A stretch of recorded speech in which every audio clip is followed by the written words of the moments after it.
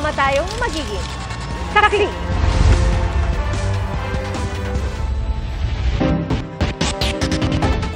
Inirekomenda ng House Quad Committee ang paghahain ng reklamo laban kina dating Pangulong Rodrigo Duterte, mga senador na sina Bongo at Bato de la Rosa at ilang dati at kasalukuyang opisyal ng PNP.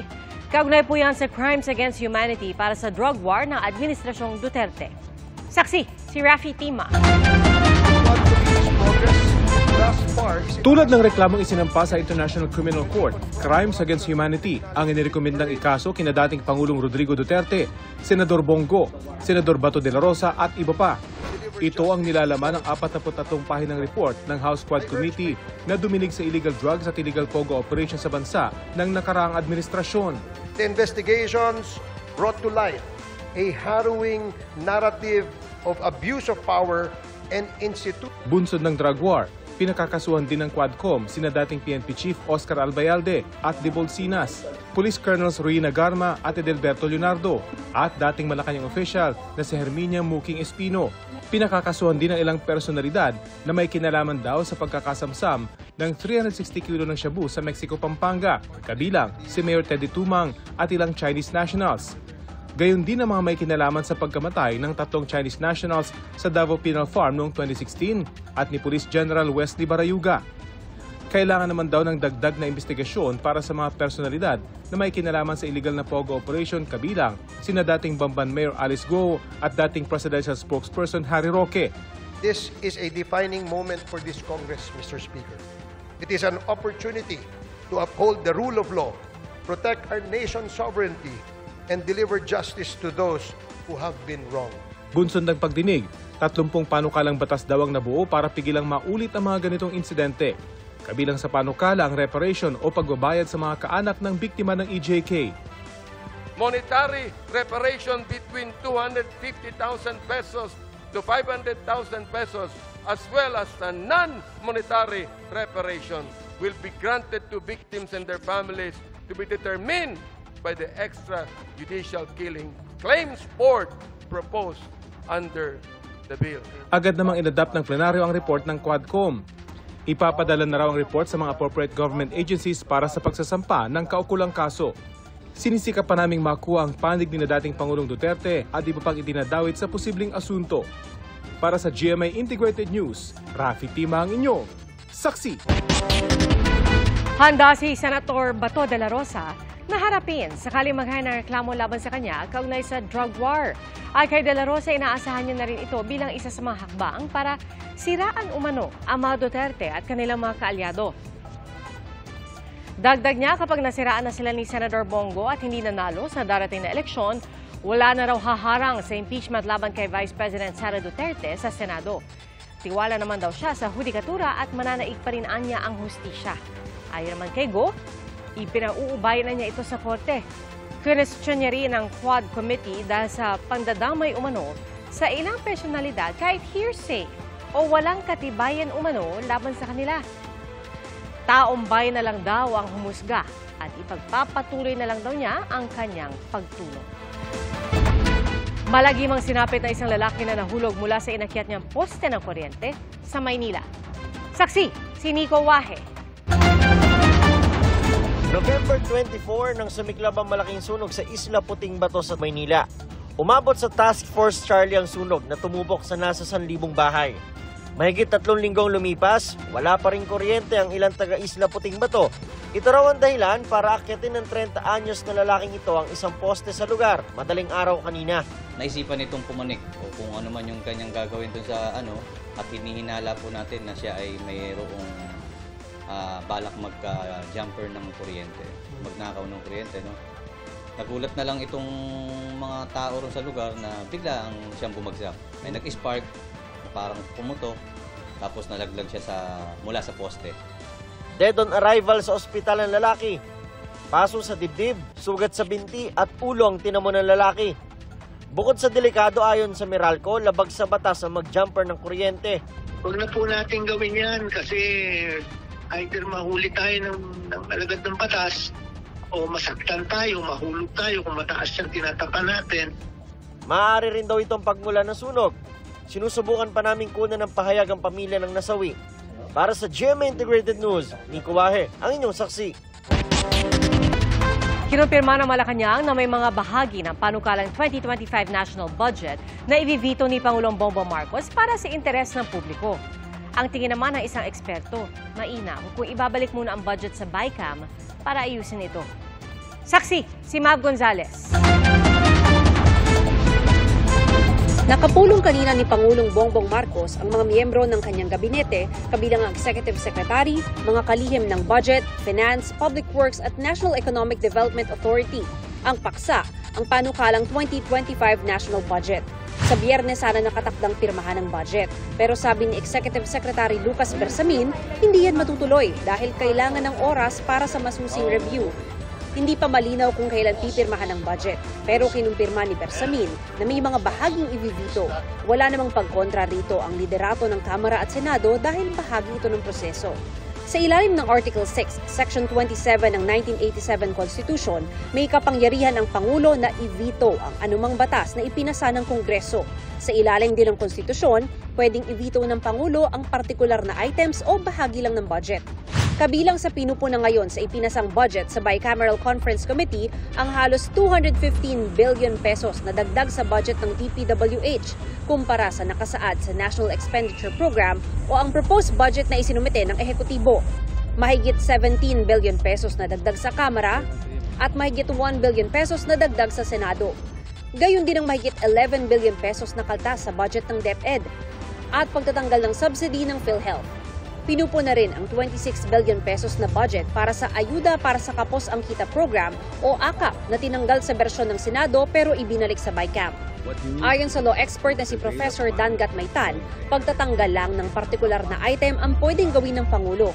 Hindi niya pwedeng ilipat sa ibang kagawaran ng budget na tinanggal sa ibang programa.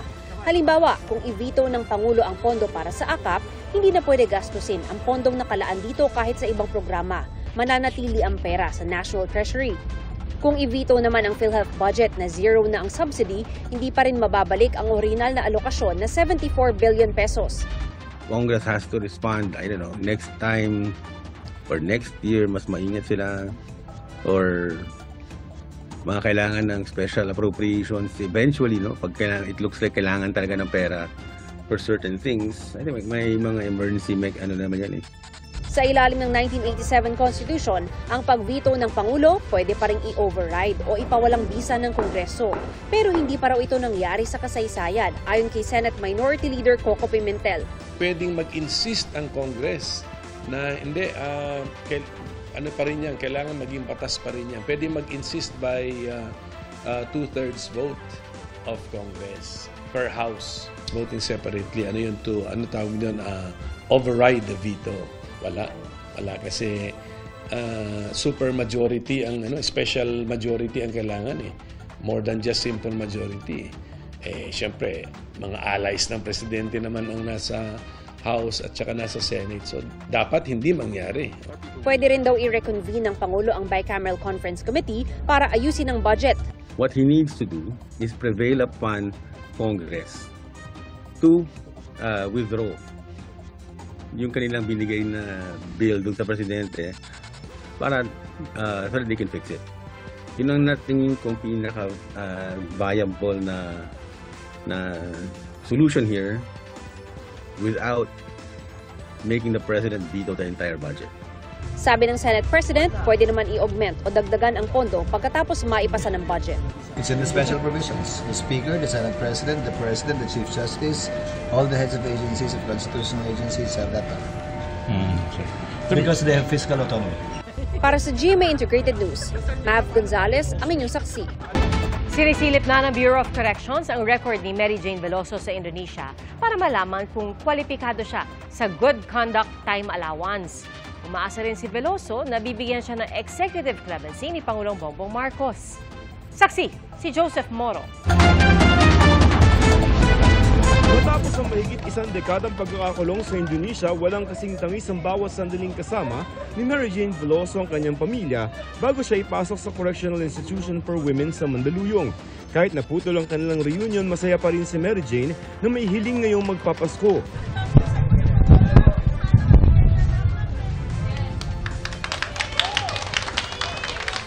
5 araw iko-quarantine si Mary Jane sa Reception and Diagnostic Center ng Koreksyonal bago ilipat sa regular na selda. Gayunman, pinayagan silang sama-sama magdiwang rito sa Pasko. Kung yung buong pamilya po namin, kung pagbibigyan po kaming dumalaw, magkano po, exchange gift po, kami mga pamilya po. Iba po yung saya ko ngayon kesa nung dumadalaw po kami kay mama. Dahil po ngayon po mas malapit na po siya kahit po araw-araw po namin dalawin, okay lang po. Sa airport pa lamang, sasalubong na sana ang pamilya ni Mary Jane.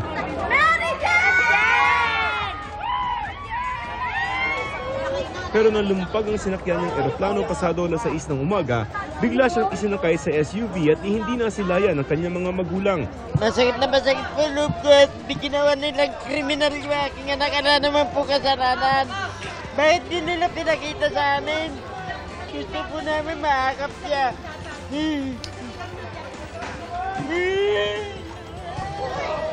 Alam naman kasi ng pamilya nila, alam nila through the lawyers na huwag nang pumunta sa airport dahil nga security issue, health issue. Kaya ganun na lamang kahigpit ang yakap ng mga magulang at kapatid ni Mary Jane na magkita-kita sila sa koreksyonal. Matapos ang 2 buwan, nakatatang ilipat si Mary Jane sa maximum compound. Para yan sa sentensyang habang buhay ng pagkakabilanggo na ibinaba ng Indonesia dahil sa maletang may lamang heroin na ipinabitbit ng kanyang recruiter noong 2010. Ayon sa Department of Justice, bukod sa executive clemency, pwede rin kay Mary Jane Veloso ang parole. May technical working group na itinatag ang Bucor para pag-aralan ito at para malaman kung kasama sa kwenta ng GCTA ang mahigit 14 na taon ni Mary Jane sa kulungan sa Indonesia. Yun ang kagandahan ng GCTA. Hindi dadaan sa executive department yun. Oo, kasi pag na-compute, internally lang yun eh. In due time, we will be able to know if Mary Jane is qualified for GCTA, and then if there's a GCTA, has she served the minimum? So that will entitle her for parole. At our level, we can recommend that. Nasa kamay naman ng Pangulo kung bibigyan siya ng executive clemency, pagpapalaya na walang kondisyon. Kung magbibigay man ng executive clemency ang ating Pangulo, definitely titignan niya rin yung mga iba. Hindi siya masi-single out. Hindi como siya ngayon ang nasa limelight at siya ang issue sa kanya ang nandyan sa gitna na pinag-uusapan natin. Para sa GMA Integrated News, Joseph Morong ang inyong saksi. Sa dialogue po sa pagitan ng mga rice miller, trader, importer at ng pamahalaan, iginiit ng mga miller na hindi sa kanila nagmumula ang mataas na presyo ng bigas. Para po makatulong sa mga mamimili, magbebenta raw ang mga grupo ng mas murang bigas sa ilang pamilihan. Saksi, si Bernadette Reyes. Para mapababa ang presyo ng bigas, magbebenta na raw ng mas murang bigas sa mga piling palengke ang samahan ng mga miller, trader at importer. Ayon sa Intercity Rice Mill Owners and Traders Association, mababa ang benta nila ng bigas sa mga wholesalers at retailers. Kaya naman kaya raw nila magbenta sa mga palengke ng bigas sa halagang 40 hanggang 45 pesos kada kilo para may mabiling abot kaya ang mga mamimili. Let's do 40 muna. Kung sustainable siya sa 30, 36, 38, we will do it. Willing na makipagtulungan sa pamahalaan para magkaroon lagi ng mababang bigas na mabibili ang ating mga mamamayan.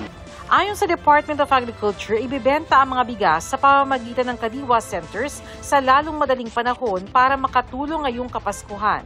Kasabay niyan, inanunsyo ng Bureau of Customs na bubuksan na ang mga bodega na pinasara kamakailan sa Bulacan. Binigyan ng BOC ng 15 araw ang 9 na pinasarang bodega para makapagsumite ng mga dokumento. Iniimbestigahan ng mga ito kaugnay ng mataas na presyo ng bigas at aligasyon ng smuggling. Nag-serve kami ng warrant, naghahanap po kami ng proof of payment of duties. In the meantime, since kailangan na ng bansa natin yung supply, murang supply ng bigas, bubuksan natin at ang sabi ko, imo-monitor ko na lang po yung labas ng bigas galing sa bodega nila. Para sa GMA Integrated News, ako si Bernadette Reyes, ang inyong saksi. Ibinasura ng Sandigan Bayan ang 6 na natitira pang kaso kaugnay ng Coco Levy na isinampa laban kay dating Pangulong Ferdinand Marcos Sr., dating First Lady Imelda Marcos at iba pa. Saksi, si Marie Zumali. Ibinasura ng Sandigan Bayan 2nd Division ang huling 6 na natitirang kaso kaugnay ng maling paggamit di umano ng kontrobersyal na coconut levy funds laban sa pamilya Marcos at iba pang personalidad. Sa 42 pahinang resolusyon ng Sandigan Bayan, ibinasura nito ang mga kaso laban sa yumaong dating Pangulong Ferdinand Marcos Sr., dating First Lady Imelda Marcos, dating Senador at kasalukuyan Chief Presidential Legal Counsel Juan Ponce Enrile, mga tagapagmana ni Maria Clara Lobregat, Jesus Pineda at Cesar Zalamea dahil daw yan sa inordinate delay o labis na pagkabalam ng mga pagdinig na labag sa kanilang karapatan para sa mabilis na paglilitis. Bigo raw ang prosekusyon na simulan man lang ang paglalahad ng mga ebidensya at testigo mula ng isang pang kaso halos 4 na dekada na lumipas. Marami rin umanong mga pleading para sa hindi makatwiran na pagpapaliban sa pagdinig. Dahil dito, lumalabas na mawawala na ang lahat ng kasong sibil laban sa mga Marcos para mabawi sa kanila mga pondong iligal umano nilang nakuha sa pamamagitan ng Coco Levy Fund. Tumanggi na munang sumagot ang PCGG sa merito ng kaso dahil labag ito sa sub judice rule. Pero sa kabila ng pagbasura, hindi raw sumusuko ang Presidential Commission on Good Government o PCGG. Maghahain daw sila ng motion for reconsideration sa Sandigan Bayan at kung sakaling di pa rin mapagbigyan, ay aakyat nila ang kaso sa Korte Suprema para questionin ang desisyon ng Anti-Graft Court. The dismissal is with respect to certain individuals. But there are other defendants in the case. We are confident that we can still prove the other allegations in our complaint despite the dismissal of the case with respect to certain defendants. We are looking at certain angles which we will try to study and argue before the Supreme Court if the opportunity presents itself. Sa isa naman text message, sinabi ni Solicitor General Menardo Guevara, kumukonsulta na sila sa PCGG sa susunod nilang legal na hakbang. Para sa GMA Integrated News, Mariz Umali ang inyong saksi. Nahulog sa rumaragasang ilog ang 2 estudyante habang tumatawid sa Barangay Pichon sa Caraga, Davao Oriental.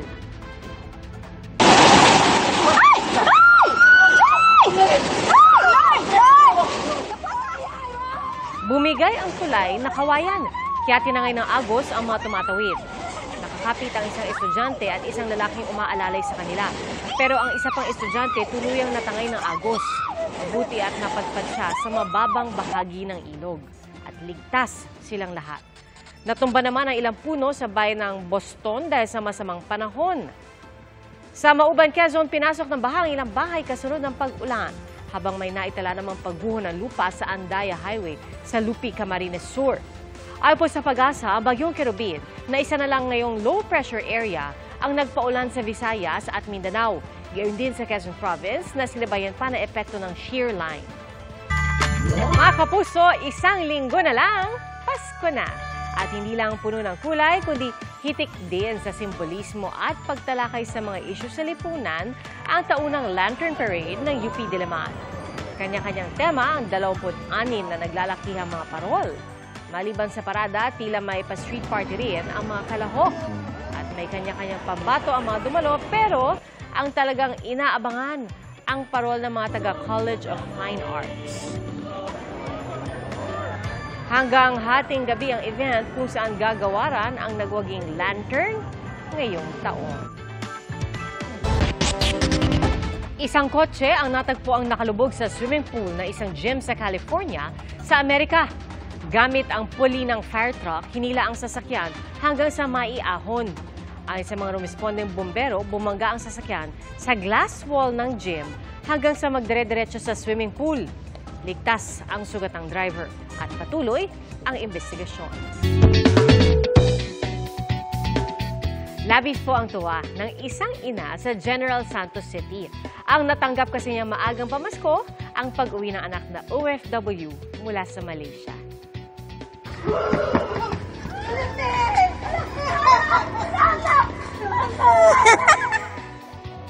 Napatalon sa saya si Nanay Jocelyn Amoyo nang biglang sumulpot sa kanyang likod ang anak na si Tani. 7 taon na kasing hindi nakikita ng ina ang kanyang anak na domestic helper. Ang kwento ni Tani, Hindi alam ng kanyang pamilya ang sorpresa at ng kanya namang plane ticket, libre ng kanyang amo sa Malaysia. Puno ng pasasalamat ang mag-ina na kahit sa kaunting panahon ay magkasama silang muli na magdiriwang ng Pasko. Salamat po sa inyong pagsaksi. Ako si Pia Arcangel para sa mas malaking misyon at sa mas malawak na paglilingkod sa bayan. Mula sa GMA Integrated News, ang News Authority ng Filipino. Hanggang bukas, sama-sama po tayong magiging saksi. Ganito ang Pasko, Pasko ng Pilipino. Ganito ang Pasko, magkakasama tayo. Ganito ang Pasko, Pasko ng Pilipino. Ganito ang Pasko tayo. Mga kapuso, maging una sa saksi. Mag-subscribe sa GMA Integrated News sa YouTube para sa iba't ibang balita.